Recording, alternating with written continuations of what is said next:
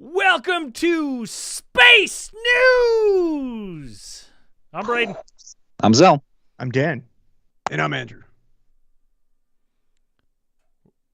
Were you going to take it away, Andrew? You said you were going to wing it.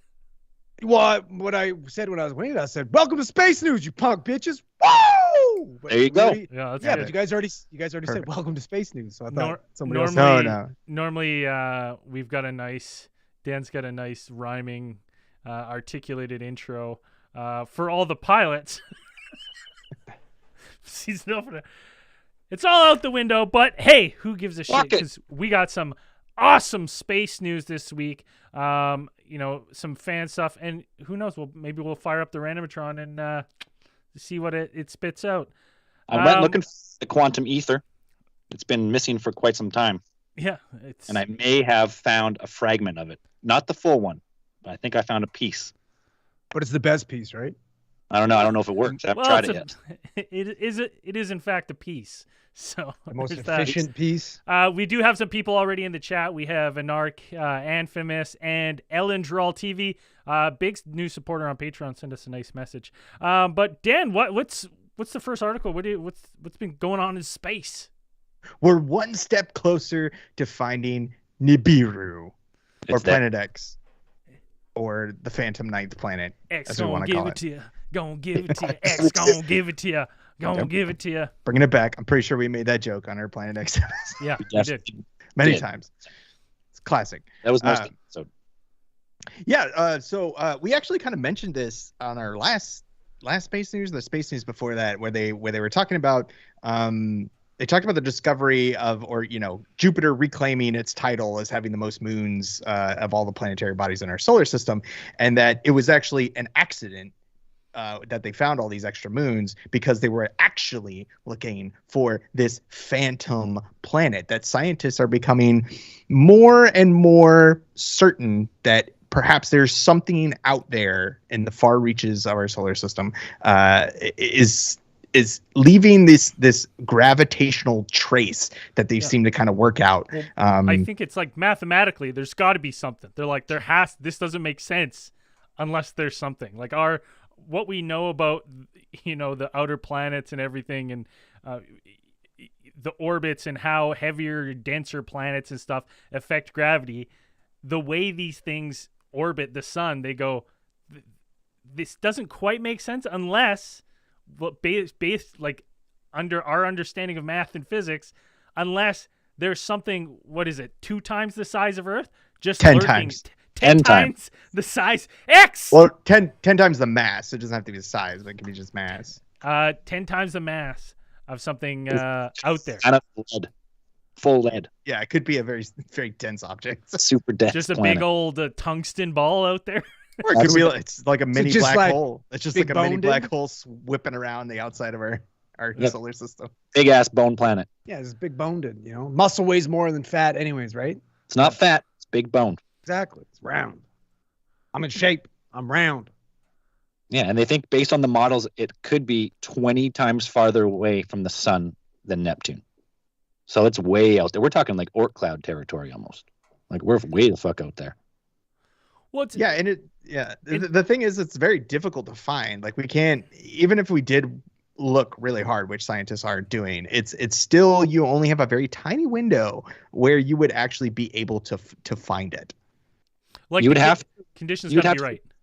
You'd have to aim a telescope specifically designed to detect planets at a point in space and wait there until this planet, which probably has like an orbit of like hundreds of years around the sun, finally entered your path, because it wouldn't give off enough light back to look like anything different against the background of space. It would just be like a little speck.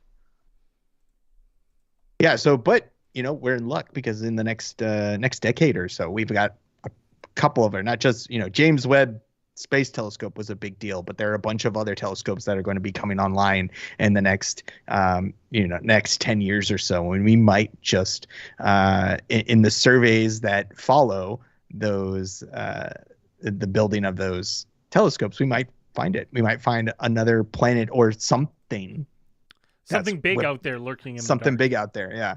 It doesn't sound very comforting at all. It's terrifying. Well, you think with like all our advances in like AI and Skywatch, like you again, like we are looking for something so far out there that it's like, yeah, the precision of where we think it's got to be, you have to be bang on in order to catch a glimpse of this thing. So it's one of those things where I'm gonna say, I'm gonna go out on a limb here and right now, like in a matter of time, it's if not when that, or a when not if they announce that, hey, we got a 10th planet out there.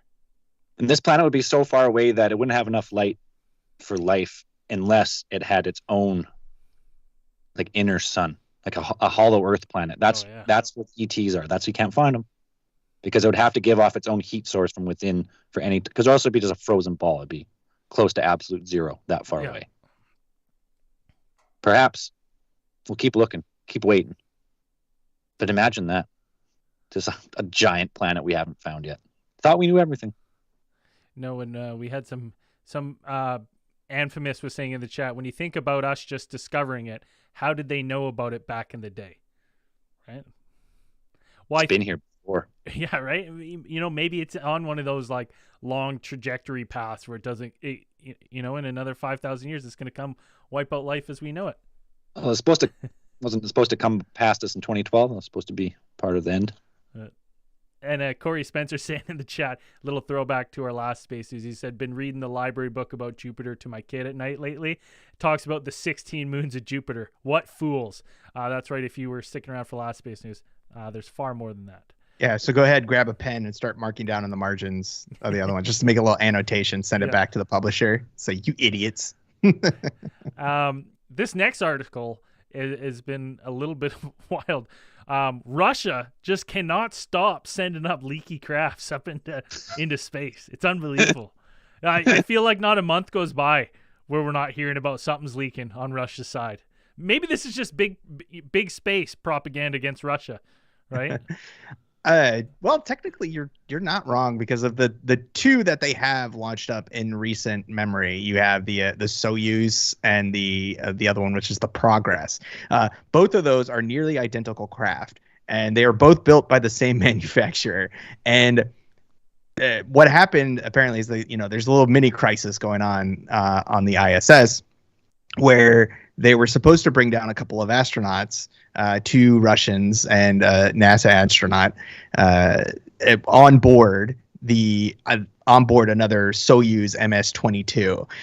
And the thing is like they found, that upon inspection, they were running it through its tests and stuff like that. It started kind of like there were like some fragments that came off of it, and then it was like losing pressure, and they're like, holy shit, like, we can't.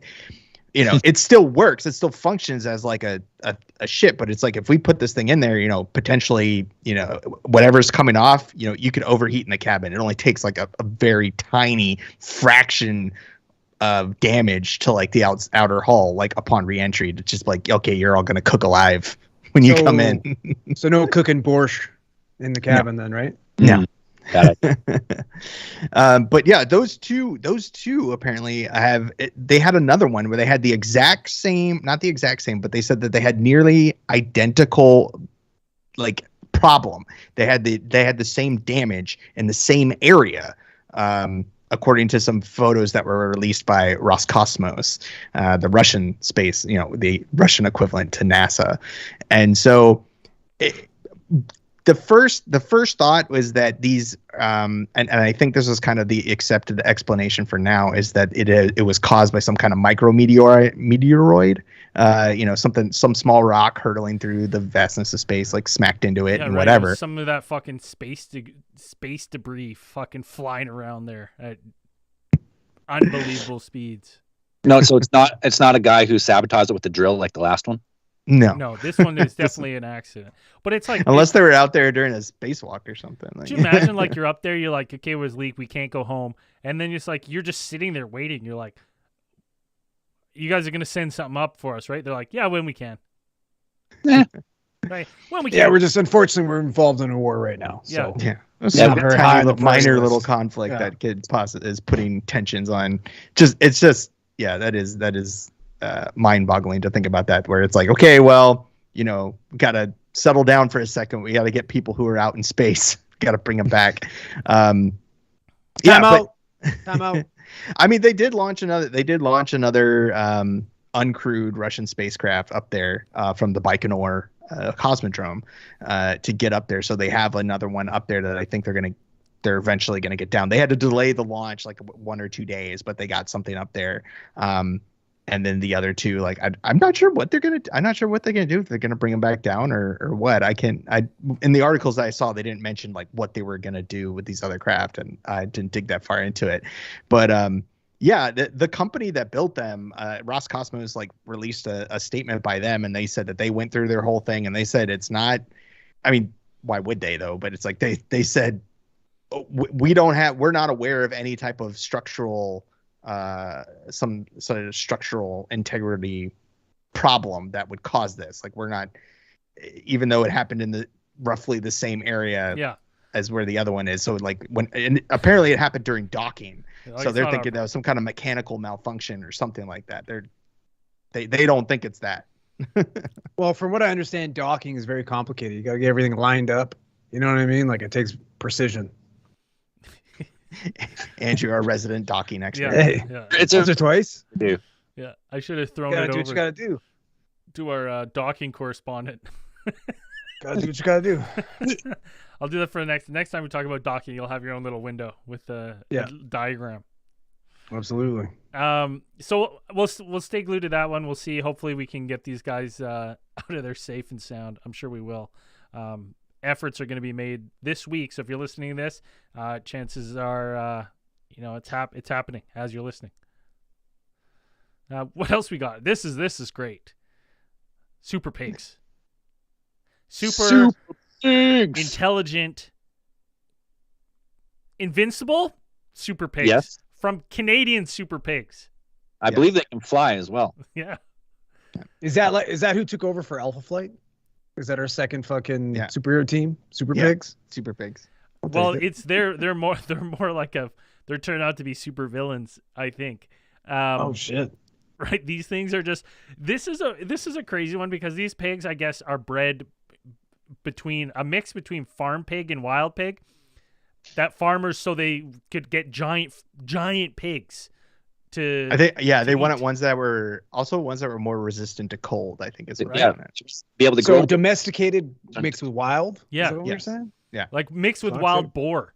And buddy, this is what Billy Joel sung about in fucking Uptown Girl. You mix in you know what I mean? Like it's perfect. He's just Uptown Girl was about pigs. Yeah. It's about the classy pigs. The classy fucking guy. Oh yeah, or the classic girl, but classic broad guy from the fucking streets. Now, so these things classic Lady and the Tramp story. Exactly. Oldest time.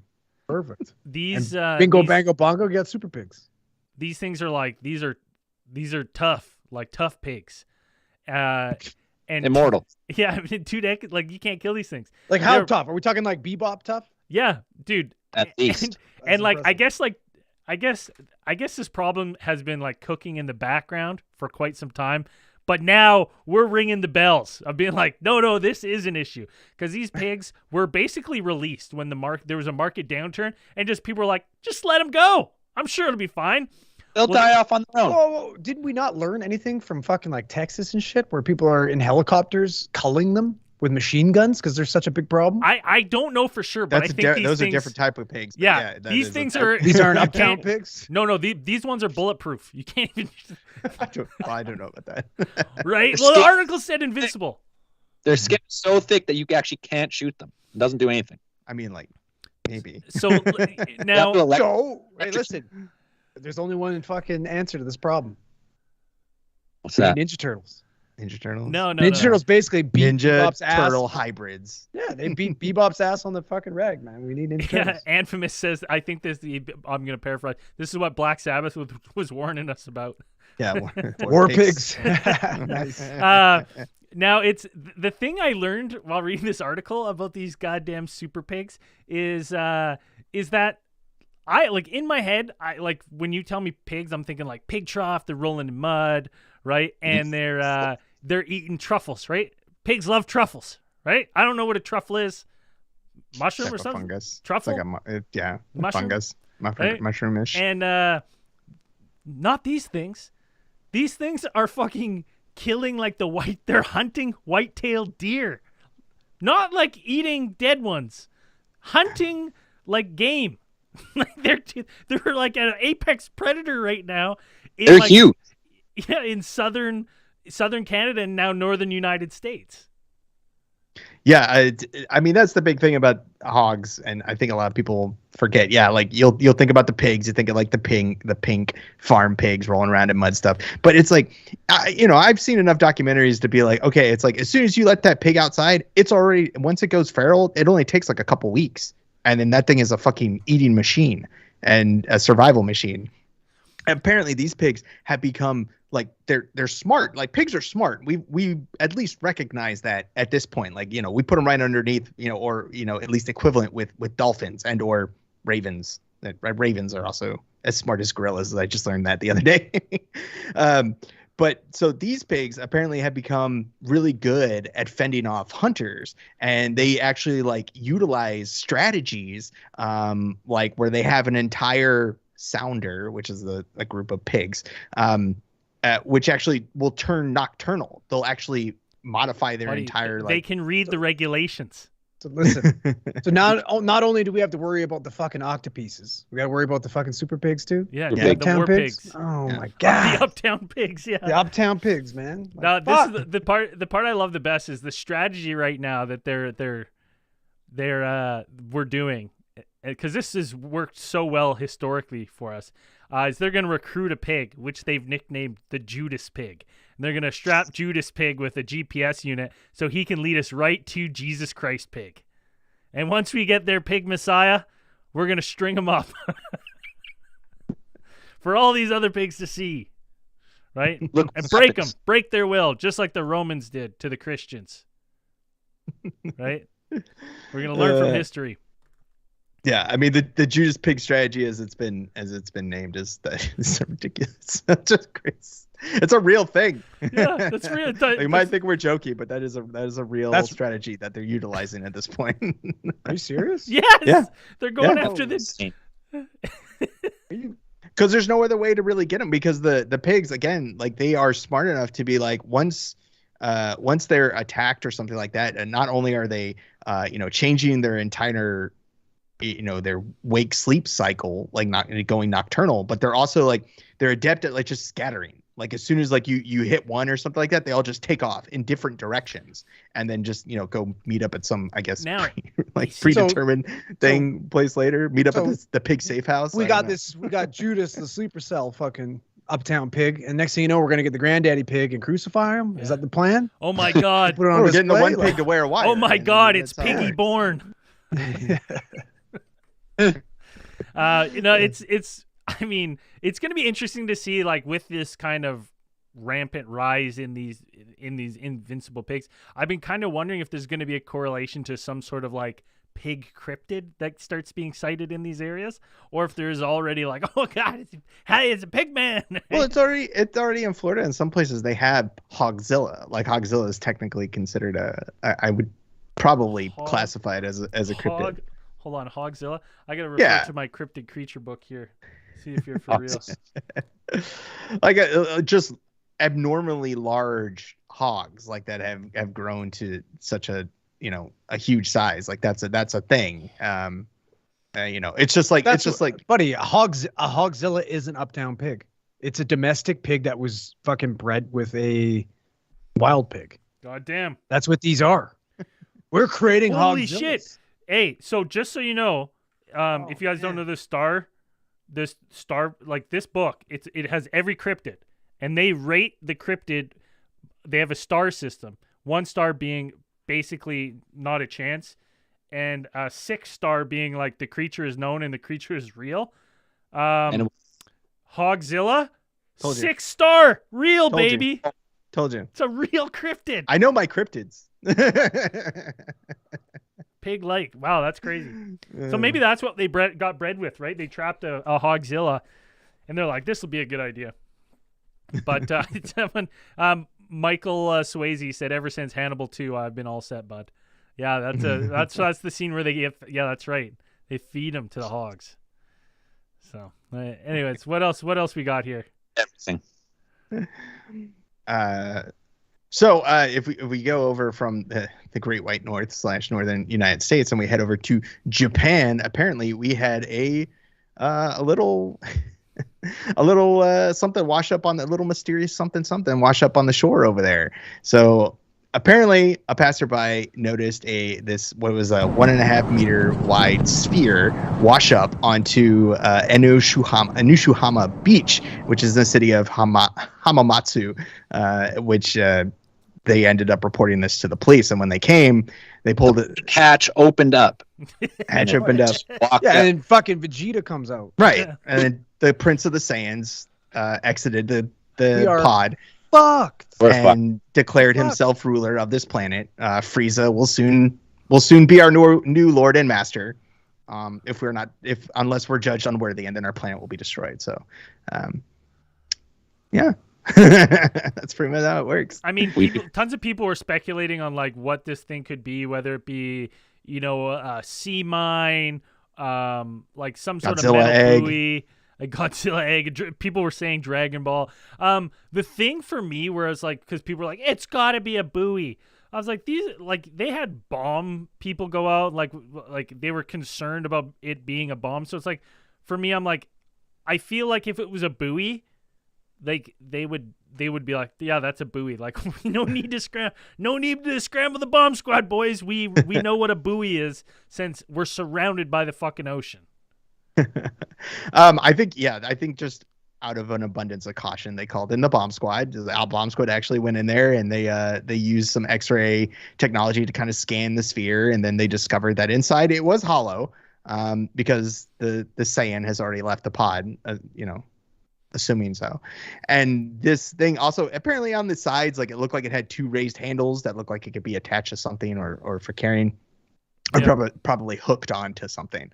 A lot of the prosaic explanation is that this is perhaps a buoy. Some oceanography experts kind of weighed in during the conversation when this was popped up on Twitter and social media, and they said like, no, yeah, it's a buoy. Normally buoys but the thing is like normally buoys like these ones can these can be utilized by they're saying that sometimes these are used for like research purposes. Like they put them out there, like a university or a researcher will put out these buoys, and normally they'll paint like their phone number or like contact information on the side of the buoy. But the one that was there, the one that washed up on the beach, didn't have any of that. It didn't have any of the contact information. Didn't have any of that stuff on it. One of the funnier ones that I saw said, "This is just one of the Target balls from Target's failed expansion into Canada." Been to Target, they got the giant red balls out front. It's pretty funny. I think they're still outside of whatever used to be Target in Kelowna. People in the chat are saying, it looks like an anchor or something. Yeah, I mean, we don't really know what it was. It definitely went wildfire on social media though, because I think to do with all the fucking shooting down of balloons and UFOs in the previous week, that everyone's like, is this one of these things? And my first thought was, I'm like, could you imagine if this was some sort of like attack thing where they're just like, we're just gonna put this giant cannonball on, get it up in the fucking stratosphere, and then just drop it into cities, right? Just crushing stuff, right? Who knows? It's just I mean, any of these news stories right now mentioning a mysterious object, and it's like when they say mysterious object, it's like we don't know what it is. It just washed up on shore a couple hours ago, and we have no idea what it is. It's like, of course you don't. You don't have any experts to go in there, and then you post a news story and it gets clicks, and so that's where we're at right now. This last one, sticking in Japan. This one's fun because I've been aware of these ones. I've been aware of these little things, and I think we've talked about them because we've talked about mermaids before. Yeah, best of both worlds. We definitely talked. I think we've definitely looked at this picture, as they say. Yeah. So apparently at one of the temples in Japan, specifically the Enju-in temple in Asakuchi City, there has been a 1 foot long, hairy monkey-like creature that has like a primate torso, like upper torso, and then the bottom is sounds like one of my cousins. And then the bottom half consists of a scaled fish-like tail, and apparently, then it's also got these like pretty nasty little pointed teeth on it as well. Now, this creature, this thing, apparently is in a little box that they have stored there in the temple, and inside the box is included with a note that claims that this creature was caught off the coast of what is now modern day Kochi around 1740. Now, these creatures are actually common in Japan, and I think folklore and stuff, and like and folklore. Like normally, this would be considered like a type of yokai. Yokais are mythical beings, which it's a wide range of creatures and fantastical creatures that exist in Japanese folklore and stuff. But these specifically, like this one, there are a number of these. There are at least several that are that are located within different temples in Japan, and are kept as kind of sacred objects within those temples. But this one specifically had been a mystery for quite some time, and so some researchers took a shot at it from Kurashiki University of Science and the Arts, and they used what they reported as surface observations, X-rays, and then also X-ray CT scans to kind of get a good look at what actually this mermaid mummy was. So when they got through with all of their scans and everything, they said that this creature apparently was probably like there's no skeleton inside of it. Just chilling. Well, yeah. It has no bones. It has no bones, no skeleton at all. Except for one piece that seems to be like a piece of a single jawbone. It's literally, it's like someone pulled a Rick Diaroo and just mix mashed. Hey, can I see that picture again? Yeah, hold on. Mix mashed a bunch of Japanese animals together. That one? You know what that looks like to me? What? Remember those fucking toys, the fucking Boglins? No. Boglin. You don't remember Boglins? They're these little fucking monsters that came in boxes. I gotta find a picture of them and show you. It looks exactly like one. How do I spell it? Boglin? Boglins. It looks exactly like a Boglin. Right? I believe you. It looks like some type of late 80s, early 90s like creature feature thing, like low budget horror film. Like one of those guys, Andrew? Is he? Yeah, that's it right there. Yeah. But just a melted Boglin. But pieces of the creature actually did include what they found. Like pieces of the creature included actual aquatic creature things. They said that the upper half of the body was actually coated with puffer fish skin. And then the lower fish tail, though, was actually the skin of a croaker fish. There was some hair on the creature. Like we said, it is like a hairy monkey top part of the thing. And they managed to take a sample of hair and analyze that. And they said it is mammal hair. At least that's as far as they could, determine some type of mammal. The best part of it is how upset everyone was. They're like, I can't believe it. I've been looking at this thing forever, hearing stories, and someone would have just sewn this thing together. Like, yeah, man, people buy these things. Yeah, it's fucked up. People bought these things way back in the. I mean, we talked about this, the Fiji mermaids that were of some type of renown during the early 1900s and stuff like Barnum, P.T. Barnum and all his crew and all this kind of the attention and the and the fame that these things kind of brought. Like just having one was kind of it's probably seen as some kind of like a little bit of like a status symbol. It was like to some extent. I mean, this is fractionally small, like way less of a thing. But back when in the late 1800s, early 1900s, they would have mummy parties like in Europe, where they would just have mummy unwrappings. Like they would buy a mummy that they had gotten from Egypt and just like unwrap it and just put it out at like a dinner party, and so people could just look at it. It's so fucked up. It's like the worst prize. You're just like fucking, oh yeah, black and necrotic. Like what if you got it? Ooh, you got a juicy one. Now the actually, like we mentioned before, the actual one solid piece that they have was the jaw of the creature, which had the little like kind of the teeth in it. But they said that this jaw is actually of an unknown species of carnivorous fish. They couldn't determine what it was. They don't know what it is. So you're saying it's a mermaid? It could be a mermaid.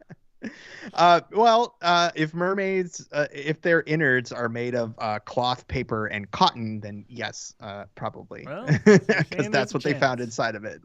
They found out the inside was pretty much hollowed out, and it's nothing but it was just cloth, paper, and cotton, and then the body had been covered by some type of substance that seemed to be a mixing of charcoal powder and or sand with some type of paste, and then kind of cover the head with what they said was gypsum. So there's that. They said the dating, the 1740, not exactly accurate when they did radiocarbon testing on the material from the mermaid. They actually said that it was probably put together at some time during the 1800s.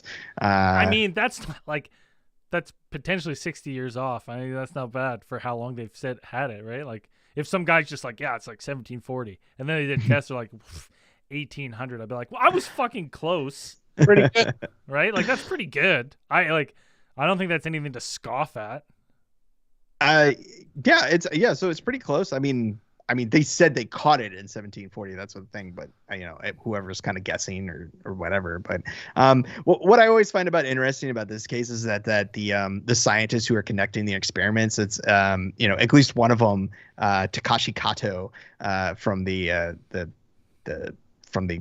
university that did the research, he was quoted as saying, "It was when I was young, I was excited to read stories about yokai and legendary creatures in boys' magazines. I never thought decades later that I would be exposed to something like that and have an opportunity to study it firsthand."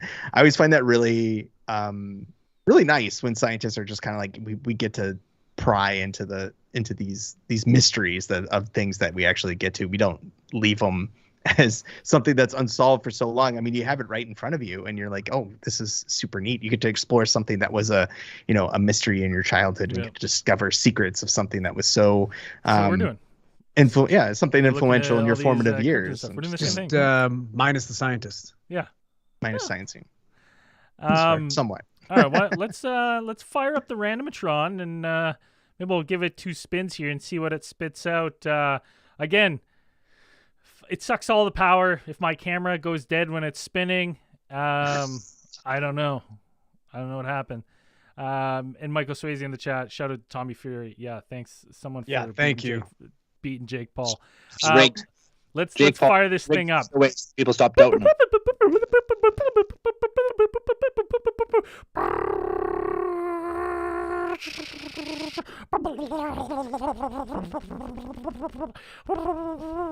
We lost Braden. That's the Randomatron absorbing all the power in Met Studios. Boop, beep. So you didn't want to try my broken Randomatron, is what you're saying.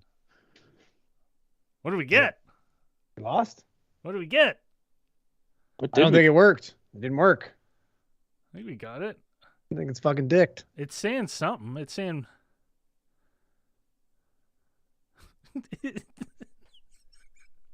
No, it doesn't work. It doesn't work? What do you mean? Fucked. Boys, it's fucked. It's not working. Oh, God damn it. It's working. Hold on 1 second. I might have to... You gotta tap it. I'm going to have to tap it here. Maybe hit it. Gotta lube it up a bit. Tap it a couple times. Get a little tickle. Talk real sweet to it. Get a little kiss. God damn. This better not blow up everything. Oh!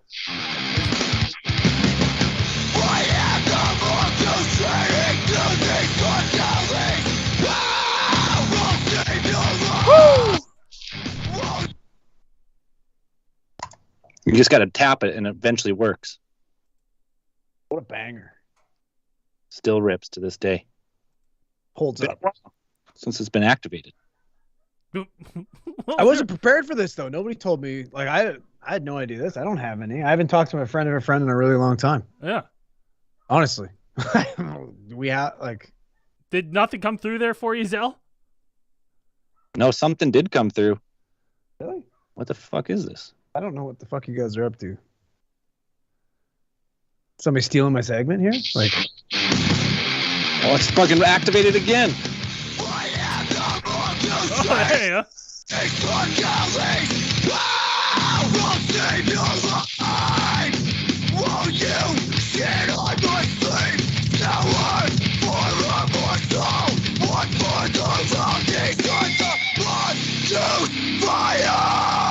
I'm done with it. I can't have Andrew Who's ride this? my coattails anymore. I'm sick of it. what the fuck? Not even that good at friends. He's a friend of a friend of a friend of a friend. All right, so done. But you'd be nothing without me, bud. Is finally here to tell you a tale of first-hand knowledge. And it goes a little something like this. I was working night shift. 12:30 a.m. Call comes in. Code 3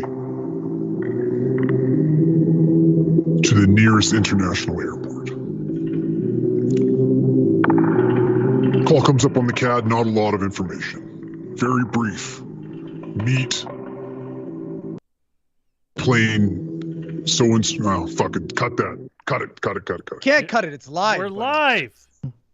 How do I say it? Like tail wing? I can't remember. Like when the Come on, buddy. numbers are on the fucking. What are you talking Maybe you about? should The have this tarmac? shit sorted out before You you know what? fucking. I'll say meet Fine. meet This is Bush League. This is Bush League. why am I blanking here? Say go what? roll. I don't know. Make it. Like, Say just it up. spit it out. Yeah. Today, Junior. What are the airport cops called again? Cops? Security.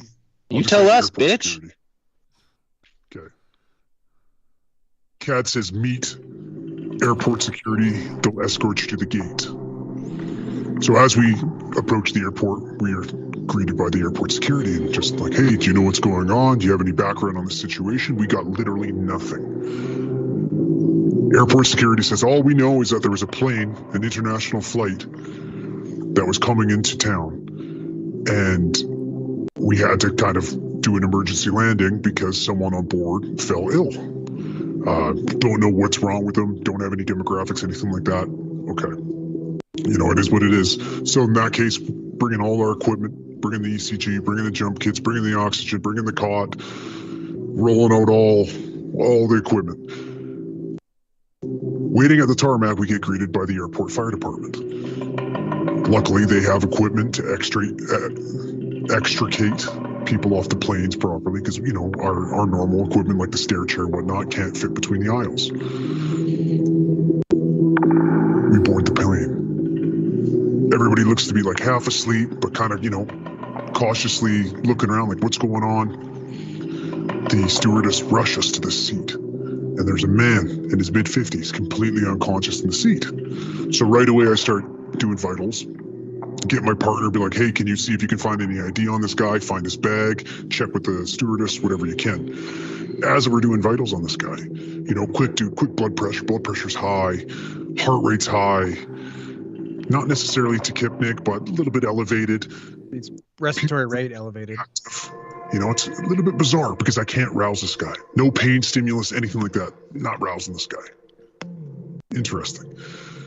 The person sitting next to him in the plane is like, you know, this guy, you know, during the flight, we're coming home from Mexico. You know, he started kind of complaining about having a stomach ache, you know, and then a couple hours into the flight, he started grasping his stomach and kind of rotating back and forth, spinning around, like going just absolutely bizarre movements. And then he yelled out for help and went unconscious. Like, super weird, right? So fire department gets this guy loaded up on their modified stair chair. You know, he's unconscious, so we have to get him completely strapped down, get him out. Ambulance is waiting near the tarmac, get him loaded up. As we get this guy loaded up, I'm starting an IV on him. I'm doing everything. I'm hooking up the ECG leads. And while I'm hooking up the ECG leads, he jumps up in bed and starts screaming, my stomach, help me. And I'm like, okay, calm down, man, calm down. And I'm like, what's going on? Like, what do you feel? He's like, I feel like my stomach's going to burst. I feel like there's a mass in my stomach that's going to explode. And right away, I'm like, okay, like, what could be causing an issue? I'm pain this bad. And he's telling me, he's like, listen, he's like, it's going into my back. I'm dizzy. Drug meal or something. That's extremely pale. He's sweaty. And I'm like, oh my God, like, is this guy having an aortic aneurysm dissection? Right? Which I'm talking, this guy's going to bleed out in a matter of minutes. This guy needs a trauma room ASAP. He needs blood product. And one of the ways we can tell right away, well, not necessarily right away, but one of the best indicators is a bilateral blood pressure. I mean, there's a massive, I think it's by 20 points, there's a difference in blood pressure on both sides. It's a good indicator that this guy's having a AAA. Hook up the blood pressure on the other arm, because we got one on the left, we're going to get one on the right. Start trying to get the other blood pressure, and he can't, because this guy just keeps thrashing around, holding his stomach and yelling. And I'm like, okay. He's like, unconscious again. Out of nowhere. Drops. I'm like, okay, what the fuck is going on here? So blood pressure cuff's doing its thing. I'm going to finish doing the 12 lead so I see if there's any ECG abnormalities, see if it's remarkable or not. I told my partner, I'm like, you need to call in the hospital. Like, this guy is sick. I'm going to start another IV line on him. Maybe start the ALS crew. All right? Working on the other blood pressure. Guy pops up again, screaming. My stomach, stop the ambulance. And I'm like, no, man, like, lady, you're going to be okay. Like, it's all good. Like, lay back. And I'm like, we can't stop the ambulance. We got to go. No, he's like, you need to stop the ambulance. I'm like, no, like, we're moving. The last thing you need to do is spend some time on the side of the road here. You need a trauma room now if what's happening to you, what I think is happening to you is happening to you. And he's like, no, you don't understand. I'm like, well, like, help me understand. Like, you've been unconscious half this time. I don't know what the fuck's going on. She's like, no, I need to fucking shit. What? He's like, I gotta shit. I'm like, no, you don't. And he's like, no, I'm gonna shit. And I'm like, no, just don't shit. Like, it's okay, we don't have to shit. Just don't fucking shit. We're not that far from the hospital. And he's like, no, you don't understand. I haven't shit in a week. All right, I just got back from Mexico.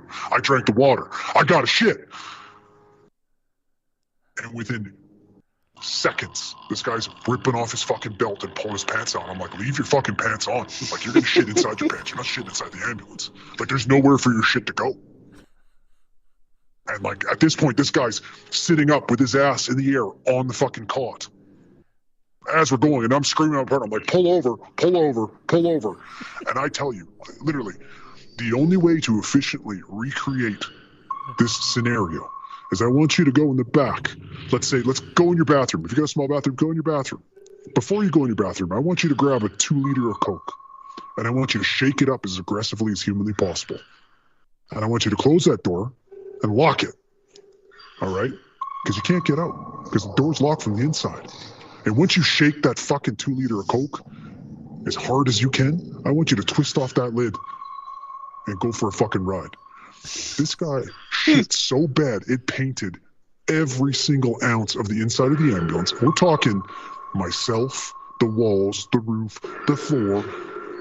My partner got shrapnel through the bulkhead on his shoulder. All right? Went through the bulkhead?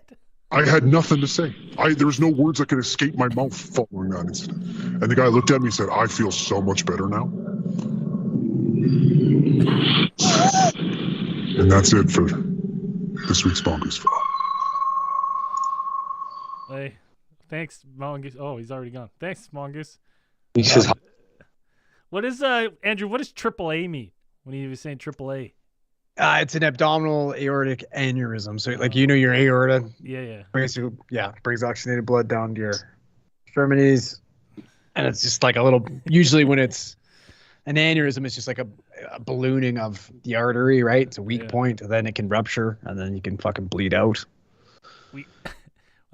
Michael Swayze said in the chat, a little Pepto-Bismol. Hook him up to some cc's of that. That would have been the ticket. You know what's weird is the Randomatron. I don't know why it was having issues. But it did also spit out a fan submission. A fan wrote in a story. And if you want your story to be entered into the Randomatron, you can send it to us, alientheorists@gmail.com, and we'll read your story. Make sure to put fan submission in the subject line. Yes, this person did. Did he say? Yeah. This is a true story. Hi, guys. This is a story of a sighting of something weird I had back in 2021. My name is Ryan Woolard. This incident occurred on the 29th of June, 2021, around 3 in the morning. I was out with a friend of mine, as we used to be out most nights, just going for drives, quite late on. We were driving around when we went past a park near my house. At that point, in my home city of Leeds, England. There's some weird commas here. I read it exactly how you punctuate, just so you know. Having noticed the gates to the park were still open when they're usually locked after a certain time, we decided to drive down the path and get out and sit at a bench by the big pond they had.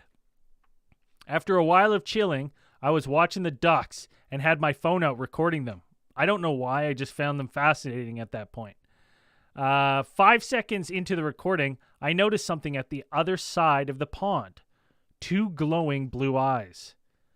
At first, I thought it's just some kids playing a prank. But the way it moved... Goddamn blue-eyed kids. It wasn't human-like. Its movement was like wavy. Or almost monkey-like. Or even golem-like. Also, whenever it moved, there wasn't a single sound of footsteps or any sounds of branches snapping. At the sight of this thing, chills went down my spine, and for some compelling reason, I had the urge to turn off my video recording, and after a few minutes of this thing appearing, I quietly said to my friend who is still beside me, "We should go." She played it down as nothing too serious. Then the thing seemed to retreat back without making a single noise, to where you can no longer see the blue glowing eyes. And that's when I said to my friend again, "We need to go now." So with that, we both leave to walk back to the car. After that, we really didn't even discuss it, and I don't know why. As someone who loves weird stuff and conspiracy, I thought I'd be someone brave in a situation like that, but having seen far too many horror films, I knew I needed to get the fuck out of there. But I know what I saw that night wasn't human, and it wasn't something that can be explained. Fuck. Also, about a year after the incident, I didn't look up to see if there had been any sightings of anything like that when I had come across an article 3 weeks after I was there about a man being found dead at the pond early hours of the morning. Now, I don't like to draw conclusions, but maybe it's just a coincidence and an unfortunate event. But it does seem very weird. We need to know if this guy had blue eyes. Well, gotta know. But maybe it was a spear, right? Anyways, thank you for sharing my story, and I wonder if anyone has had a similar experience seeing glowing blue eyes. Also, keep up the good work. Absolutely love the podcast. Ryan Woolard. Hey, thanks for sending that in, man. We appreciate awesome. it. Send in stories. I'm trying to think of if there's any kind of cryptid I can think of off the right away off the top of my head that has blue eyes. Right? I'm not really sure. It's a me. It's Zell. Look at those big goose. Zell, you did do if you're not alive on our Facebook group, Zell had a pretty funny comment. Someone was posting about this cave. They call it one of the most dangerous places in the world. Like, all these viruses have come for it. Like, Ebola comes from it. And, like, people are commenting. Zell just commented, "Home sweet home." Just said home. I love that. Speaking of social media, these are the 5 most trending posts in the last 2 weeks. Coming up here. First, we had from Alexis Marie. "So sad Cosmic Channels has closed. Thanks for all the calls, everyone." Woo-hoo. Goodbye, Cosmic Channels.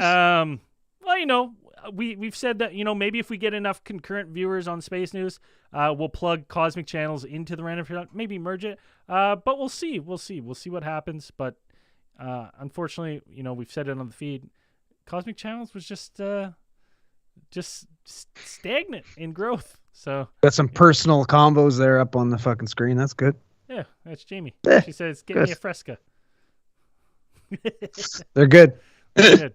Low Yeah. sugar. That's Next good. up, we had This was a labor of love, and we can't do everything. We can't keep Yeah. podcasting that much with what the time we got. So we just had to cut one for now. it's a lot of work. We don't have any more. It's like, well, only the 60 people that watched listened. So, anyways, Byron Dallow, you guys know Byron. He posted massive cheers to someone that sent Zell Vegemite, and Zell He stole it. immediately gave it to Byron. He stole it. Uh, Just took it. It looks terrible. I mean, It's I was bad. I was Come on. thinking we should just post Byron's address to cut out the middleman, so anyone listening from Australia can just send it over to him, right?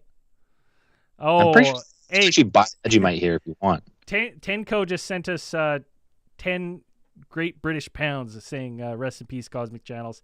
Peace and peace. Hey, cheers, Tenko. I don't have a drink going because I'm on baby watch. Should be summoned at any moment. Any moment. But cheers to you. Thanks, Tanko, for that.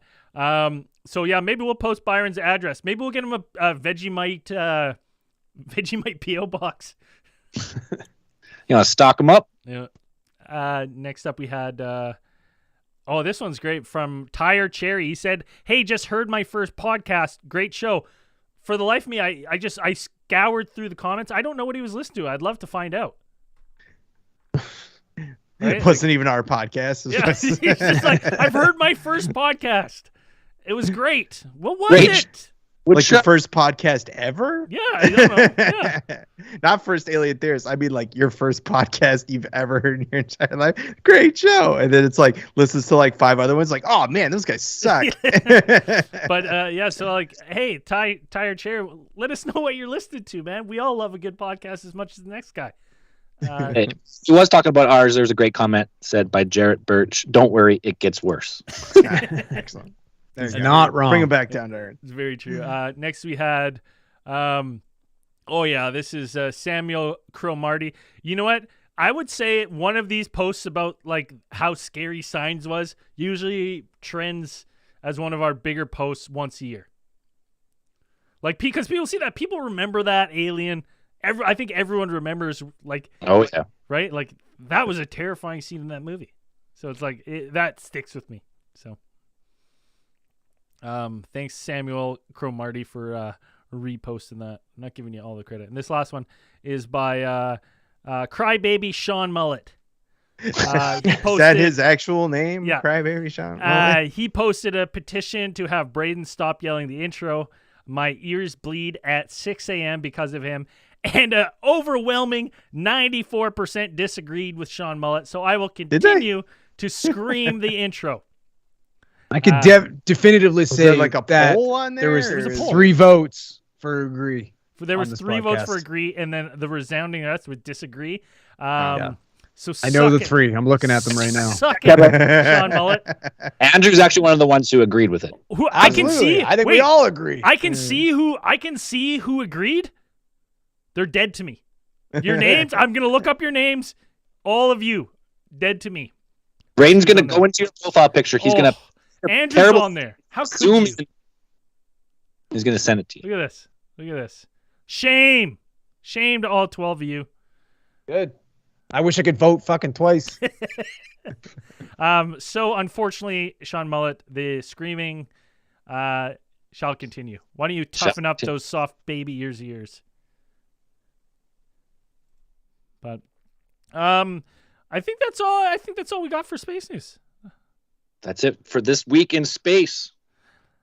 If you want more stuff from us, go to patreon.com/alientheoristtheorizing or just alientheorist.com support tab. We got tons of stuff all over. bonus stuff, tons of stuff. Stuff on stuff. Stuff on inside of stuff. It's insane the amount of stuff you're gonna get. Is it good stuff? Is it bad stuff? You got to sign up to figure it out. Yeah. Well, I think that's it. Anything else before we peace out here, boys? That's it. That's it. All right. That's Space News.